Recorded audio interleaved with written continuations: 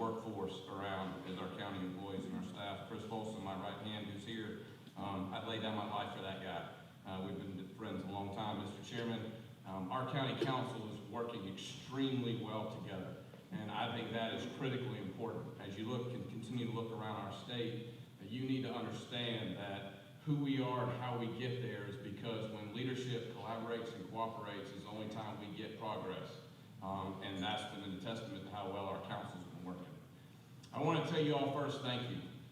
You all pay a lot of taxes here. You create a lot of jobs here for our community. I don't know how you don't come here this morning and watch a video like that and realize that culture is a huge part of who we are as a community, and not get excited about the fact that you get to live and work in the greatest county around. And I think I already heard it. I've been around a long time. This is the easiest and the best place to do business with Lexington County, and we hear that all the time. And that's what we want to continue to maintain. I hope today, as we walk through this presentation, I want to do something a little bit different. I always start with this.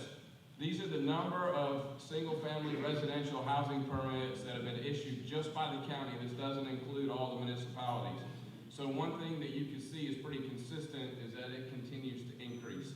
And when we look at these numbers, we understand the number of people who continue to move into our county, which adds to everything that we do, whether it's needing new schools, whether it's continue to increase our employee base to keep our service levels where they are, or it allows liquidity to help support our small businesses. So everywhere I go, I say, I recognize that there are challenges to how fast Lexington County is growing.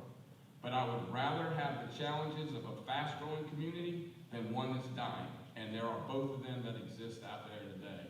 And so here's where we are. This is how we continue to grow. People want a part of who we are. If you've been in this county less than 10 years, would you stand up for me in this room? If you've been in this county less than 10 years.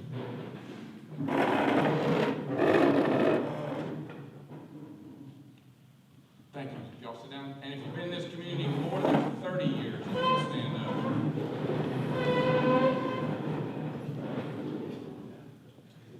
Great, y'all can sit down. Thank you. What I want to tell you is I've been doing that for 8 years, and the percentage is changing to how many folks have been here over 30 and how many have been here less than 10. And when you go around, you start to see how that changes on how our community is growing. Our budget is the catalyst for who we are, and I don't know if you've ever seen this before, but I really think it's really important as we continue to talk about the penny, on why we need it and if we need it, and trust, and how well you can trust a government with your money. And I think that's critically important. And most people don't understand or may not know as much as we go into and how we treat the money that's entrusted to Lexington County. When we look at our budget, I'm going to try to turn from you, not speak too back, but our personnel costs are about 71% of our entire budget. This is the entire general fund budget. We try really hard in our county to look at capital replacement plans, much like you do. And so every year when we look at our budget, our capital replacement is between 7 and 9%. Our personnel costs run somewhere between 68 to 71%. And then our operating cost stays pretty flat around 28%. And so what I'm telling you is when we look at this, when we talk about folks who come up and say, we're going to help cut your taxes, I'm very leery of people who say we're going to cut your taxes when we're talking about county government. Because if you understand where our budget is and how we spend our money and how tight we are with our money, you look at the majority of our money is in our people. And if we're really going to make a difference that's going to cut your taxes, then we're going to start talking about cutting staff.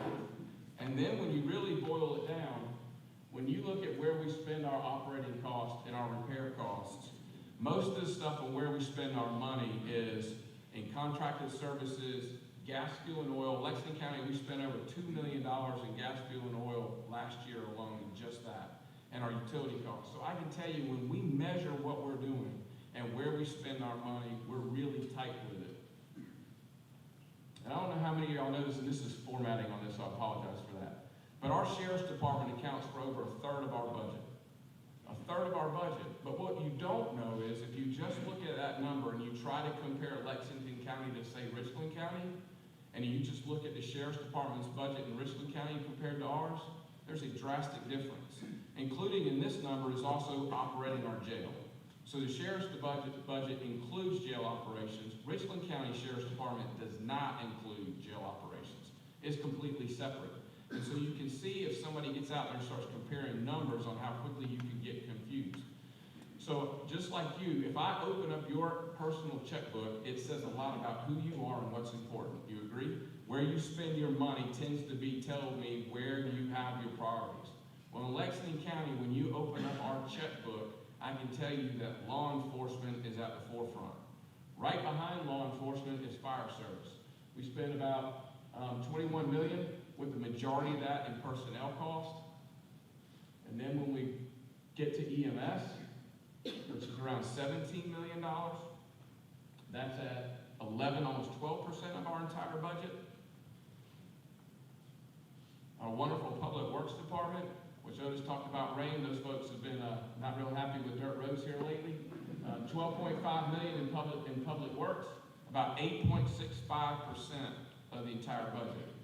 What I want you to see is this next slide. So when you hear people say we're going to cut taxes, and we're going to cut taxes at the local level, at the county level, I want you to understand that those 4 departments make up that large percentage of our entire county general fund budget.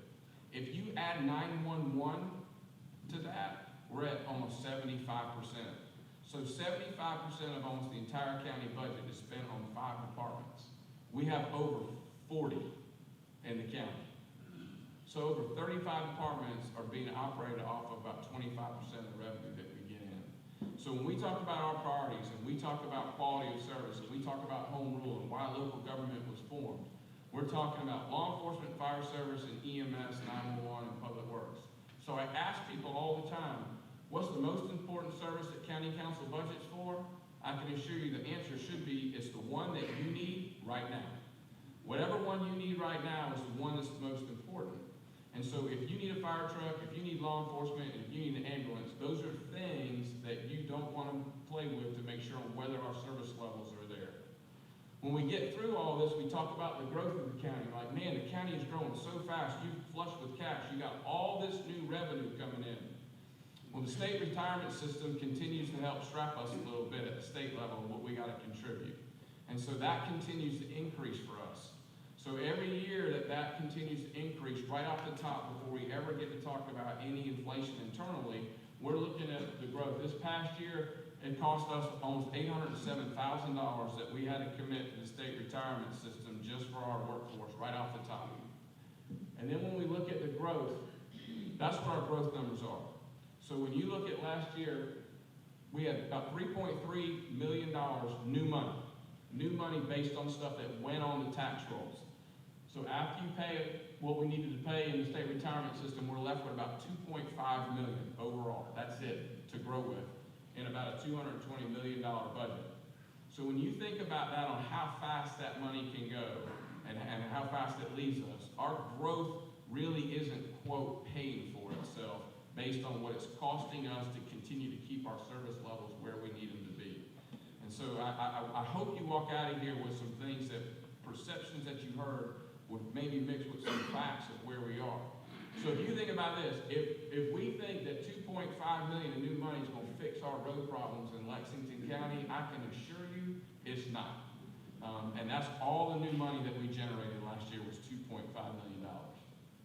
We cut $32 million out of the requested budget last year to balance it. This year, I can tell you, our current requested budget that we're working on right now, I've got to cut out $27 million out of the requested budget just to get it to balance this year when we move through the process. And folks talk about Act 388. If county council increased taxes to the highest level under the cap, under Act 388 of the law, we could produce about a little over $4 million, and we'll get to that too. I wanted you to see this slide. So when we're looking at tax increases, I want you to know as business leaders that we put up what the impact is on a 6% property and what the impact is on a 4% property per $100,000 value. So when we're looking at things, we are recognizing what that potential fiscal impact is going to be on our business community and also on our citizens here at the county. And we break it down literally to that level. So that's how much money we could produce if we raised all the taxes that we could raise in the county, about $4.1 million. I go back to what I said originally. If we think property taxes are a solution to fixing our transportation infrastructure challenges that we we have at the county level, I can tell you that $4 million is not going to go very far when you look at the cost to fix our traffic problems. So there's got to be something else. If we truly want to address our traffic problems, it's got to be something else other than looking at property taxes. Particularly when property taxes impact only the people who live in this community or have a business in this community. And we are trying very hard to continue to be business friendly. And the way we know how to do that is to try to keep taxes as low as we possibly can. So I want to talk about a few things before I talk about that. Some great, exciting things that have been going on in the county. I mentioned the capital sales tax penny. The commission has been formed. The projects are due in by May 1st. They've already met once.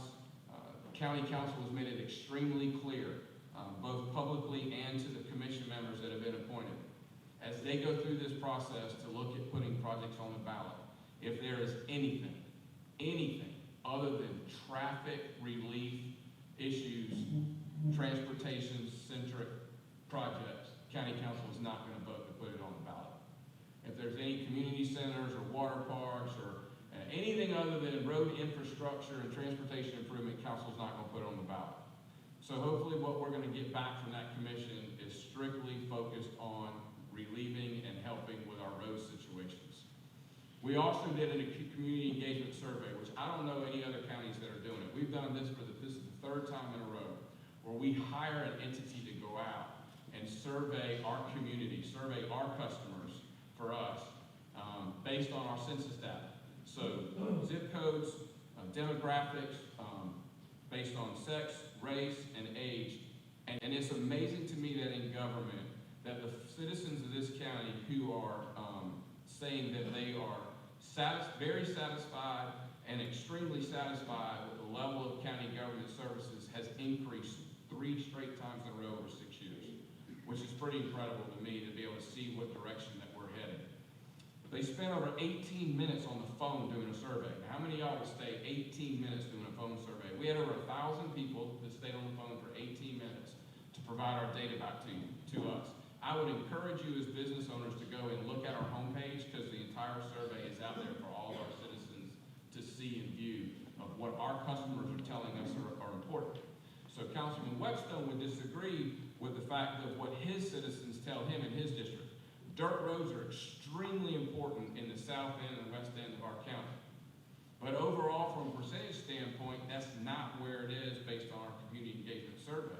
And so when we're looking at this penny for progress, we've got to take that survey data and go, we really need to target focus where the majority of the citizens are telling us we need to focus our time, and that's what we're going to do. Our partnerships this past year have been incredible. Lexington Medical Center, I can't tell you the relationship that we have with that hospital has never been better. From our council level to Todd Oxberger and myself, we meet on a monthly basis with our chairman and vice chairman, their chair and vice chair, and both Todd and I, to discuss what's going on. Over the last year, Lexington Medical Center put over $2 million to help us with the traffic congestion on 378 by paying for all the camera systems up and down that corridor all the way to the other side of Cougar Drive, which has had a huge impact for our EMS and fire units. They also contributed $125,000 because they knew it was going to take us 4 years to put the interceptors in our fire trucks and EMS units. They paid that money, and now every one of our EMS units and fire units that travel up and down 378 have the interceptors that when we get to those lights, they can hit a button and we can change it to a green light district to get to the hospital and get there faster, because we recognize what that is. That is true partnerships when you have a hospital that's stepping up in the community and giving back in order to help our service levels continue to grow. It's been incredible. The census that's coming up, I cannot tell you how important the census is to this county. We've got to have a huge turnout for our census. We've got to get everybody counted. We've done a great job in the past. In 2010, we were one of the top 3 or 4 counties in terms of the percentage of folks that participated, but we still need to really I talked to Reverend Jackson about their help. We've still got to get really down in the southern part and the western part of the county where we have low numbers, and we really need to count those folks. The amount of money that means based on formulas that are out there for everybody, whether it's a municipality, a school district, or a county, to how population is so important to those numbers. We need to get every dime we can get. Now, conversely with that, no offense to anybody, it also determines how many people we send to Washington, right? Some people think we need to send more, some people we need to send less. Now, I don't know where you are on that, but we need to make sure our population is. And so I encourage you, we have allowed the Census Bureau to set up in our county administration building to solicit volunteers. The census has gone to being able to get on a computer and be able to do it based off of the web, which is why broadband is so important. We still have communities in our own county right now that don't have access to that.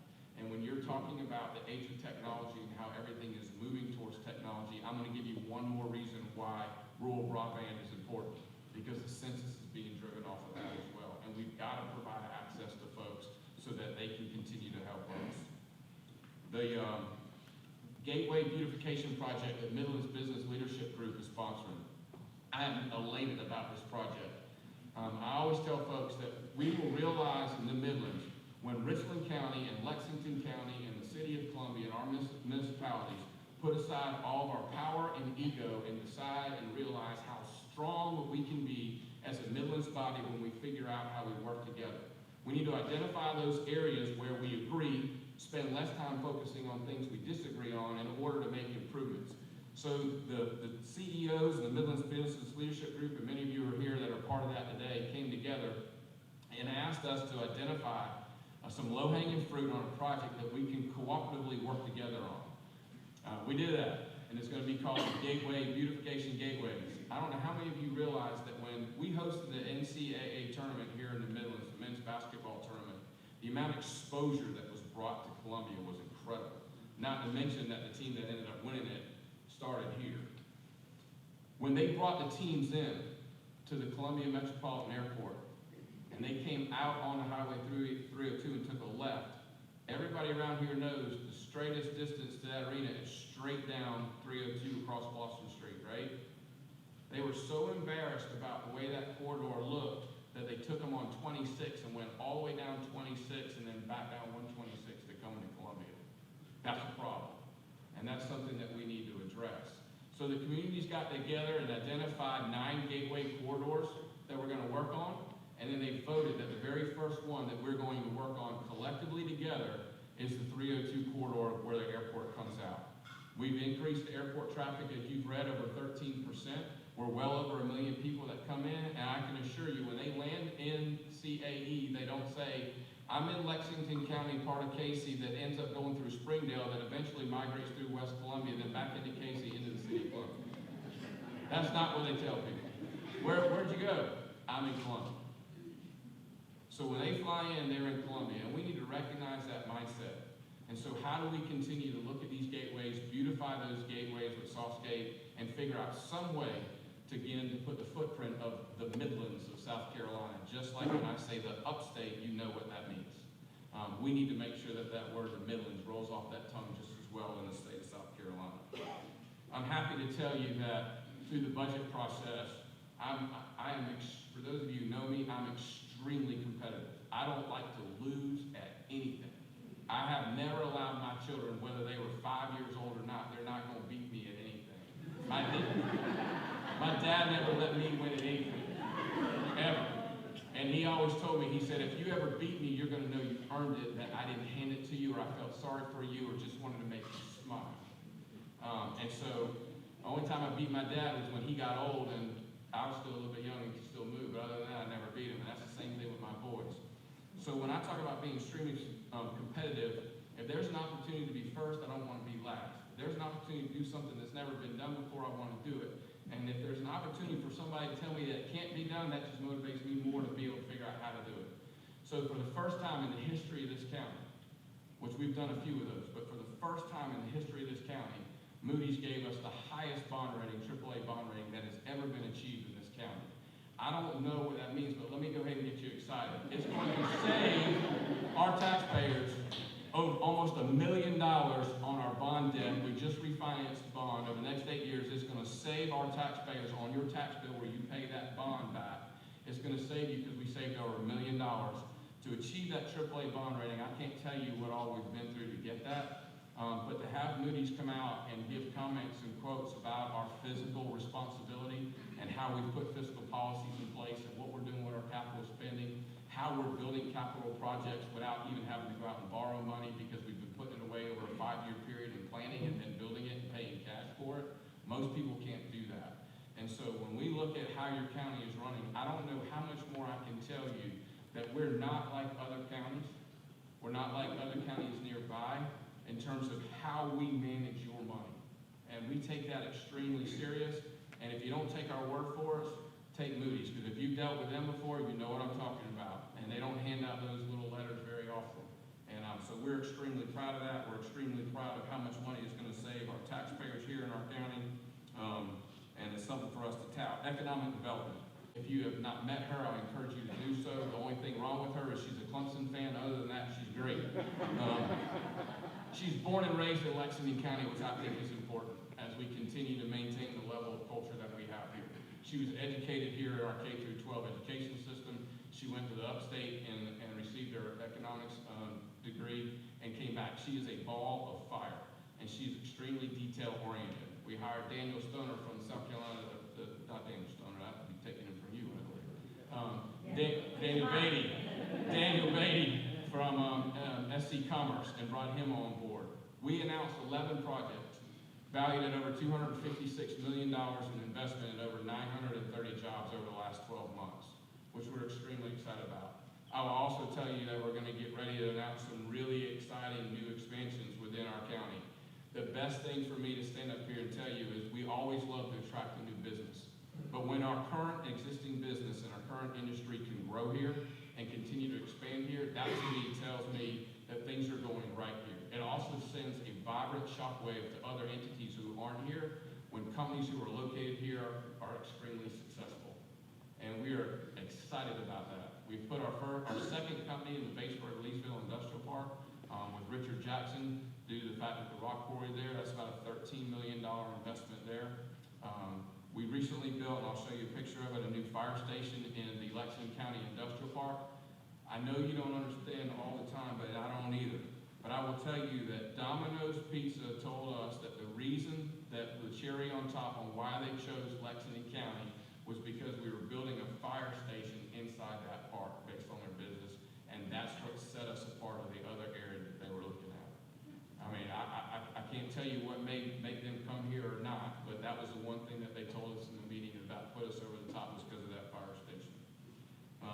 I'm also excited to tell you that behavioral health continues to be really important in Lexington County. We have not increased our employee health insurance premiums on our employees for 7 straight years in a row. There is nobody out there that even the consultants that we have are like, we haven't seen this anywhere. And it's not that we're subsidizing it with additional money. We've been able to do that because we have our own on-site health and wellness facility with our employees. We've engaged them in our facility, our smoking cessation programs, our Become Better Health Fit, being able to go in and actually see a doctor who spends more than 10 minutes with you and really understands who you are. Well, the one area where we have been lacking is behavioral health, and behavioral health is real. It's real in our organization. I can promise you it's real in yours. It took me going up to Vermont and speaking at a national healthcare forum and meeting a lady from around the country and spending time with her who has been through it to understand how significant that is here. And so this week, we will be introducing, actually tomorrow, to my staff, our new behavioral health specialist who will be working 20 hours a week to just take care of our county employees who are going through tough times. And we're excited about that. We recognize that there's still a hole there in being able to get appointments with folks. Unfortunately, we've lost some employees to death by suicide over the past year, and it hits home really fast. We are a family at Lexington County, and when one hurts, we all hurt. And we've gone through some tragedy this past year, losing firefighter Paul Quattlebaum in the line of duty. I hope I never have to go through that again. But we have hardworking men and women, over 1,900 county employees now, where the majority of our workforce puts their life on the line day in and day out to keep making sure our community is better. They sacrifice for their families. They miss Christmas and holidays and baseball games and dance recitals in order to take care of our community. And I hope when you get the opportunity, I know you do, that every time you see our men and women in uniform in this county that you thank them for what they do, because they are a huge asset to who we are. Let's talk about some really neat things that are going on here. These are our new EMS units. I hope that they never get involved in an accident so that folks can see them coming now. So we've really tried to make sure that we've gone to a new color scheme for the sole purpose from a safety standpoint. They've done a lot of studies around the country, particularly within the EMS field. So we're going to start rolling out ambulances that look like this. No, we're not going to change out every single ambulance in our fleet all at one time. As we replace them, this is the new color scheme that they will go to. Very similar to what we've done with our fire trucks. They're changing out from white to red, so as we replace them, we're getting new ones with the red or the gray. I'm a big believer in if you look good, if your facilities look good, people tend to treat them differently, and you tend to have a different mindset and a culture about what you're a part of. So one of the things you can see up here is what our fire stations used to look like over here before they actually were occupied 24/7 and people lived in them, to the direction that we're going now over here, which is the new one that we just built over on Highway 321 in that park. The amazing thing about these stations is, number one, our Saxagata Industrial Park was not covered within a 5-mile radius, so its ISO rating was a 10, which impacts insurance rates. When this station went online, all the ISO rates dropped to a 3, which has another positive impact on our business community. We also have men and women in fire service. So over here, we don't have separate living quarters. Over here, we now have separate living quarters with separate showers and everything else to understand that we need to have facilities that are designed for an entire workforce, not just for one dominated by one sex or the other. And so we've been able to accomplish that here. What else does it do? There's a fitness room inside this facility. We have a decontamination area where they can take their gear off before they ever get in the facility. And like Frank Chapman tells me, building bricks and mortar and saying all those great things, if it doesn't change response times, then the taxpayers aren't getting something for it. So the main part of this is we've identified that a lot of our call volume is down in this area, and so that we recognize now that we can have shorter runouts and quicker response times in an area where we were lacking. Our new fire training facility that you can see, it used to be on Connex boxes. Our folks were actually rappelling off of that to where we're now here and here. So we do all of our own in-house training. We train all of our own recruits. They do not go to the State Fire Academy. We are commissioned to train our own folks, and we do that. And we bring them up in our county culture immediately. The other thing we've been able to do with this facility is do multi-company training drills. We talk about partnerships. So IRMA, City of Columbia, West Columbia, Casey, we all train together. Because there's a lot of time when we're on structure fires, we've got to work together. And so by having this facility, we can open it up. There's thermal imaging in here. We can literally take video of this. We can go back through it and train our guys and let them see what they did right and what they didn't do, what they did wrong, and how we correct that. It's been a great facility, not only for us, but also for law enforcement to do some of their rappelling and building clearing. Animal services, we're building a new surgical suite on the back. Now, suite sounds really fancy. We're building a metal building, right? So I just want to make sure suite rolls off the tongue a lot better than a metal building. So I just want to make sure we understand that we're being extremely frugal with this. It's a metal building that's finished out on the inside, but it's going to pay huge advantages as we continue to reduce our euthanasia rate out of the shelter and keep our animals from sterile from one throat to the other. Our new fleet services building, I can't say enough about this. We have over almost 800 vehicles in our fleet. We are now able to take care of almost every single vehicle that we have in our unit. We're the only government entity that GM is allowing us to do our own warranty work. So we went to them and had GM come in and visit us, and we said, look, we're having to take 2 people to drive a vehicle over to your office, drop a car off, then drive those same 2 people back to the office, and then wait for a few days since it's warranty work, it doesn't take priority. And then we got to send 2 people, drive them all the way back over there to pick it up when it's done and drive back. That's the most inefficient thing in the world. And so we were like, we're losing time and being able to turn wrenches and stuff while we're on the road just doing windshield time. Is there anything we can do? GM is now paying us to do their warranty work, which allows us not to reduce our cost, increase our revenue, and put vehicles back on the road faster, and we're doing the work. So I know that our guys that are taking care of our men and women do a really good job of taking care of our vehicles. So it's been a huge win-win for us, just continuing to think out the box a little bit differently. It's also saved us a tremendous amount of money, and it's allowed us to pull more maintenance on our vehicles and a much safer environment. And then our county airport, we're excited about that. It continues to grow. We're at max capacity. We have a waiting list of over 21 people who want to put their planes out at our county airport. And we have sold over 310% more fuel since we put in the concrete one-way than we did before. And I'm happy to tell you that the federal government paid for 95% of it, which was always a good thing. And then you've seen our administration building, how we've moved Veterans Affairs and the Lexington Commission to the front. And then back to the last, landscape and beautification is important. And we've hired a crew to help us do that with our facilities to take care of it. It's a lot cheaper than us contracting it out. And we've been able to do that, continue to improve how our facilities work in the county. And then to end with this, we now own the county cemetery. We built it up in Batesburg, Leesville. I will tell you that just like we do everything on why it may be an indigent cemetery, if you go up there and you look at what's behind me, we do things right, regardless of where it is. And so now it's on county property that we've owned for a long time. That facility will be here for at least over 25 years based on the capacity that we have in our current numbers. And we now don't have to use taxpayers' money to pay private cemeteries to be able to bury our indigent folks. So when I tell you that we're looking at every possible angle of how we're managing your money or how we're taking care of what we do here in the county or the pride that we take, I can assure you that we're doing it. We're not perfect. We are not perfect, but we're going to strive to be perfect every single day. We thank you for the support that you give us. We are so thankful that your business is here. We're going to do everything we can to make you and continue to make you proud to have your business in this county and that the fact that you live in this county. So thank you all very much.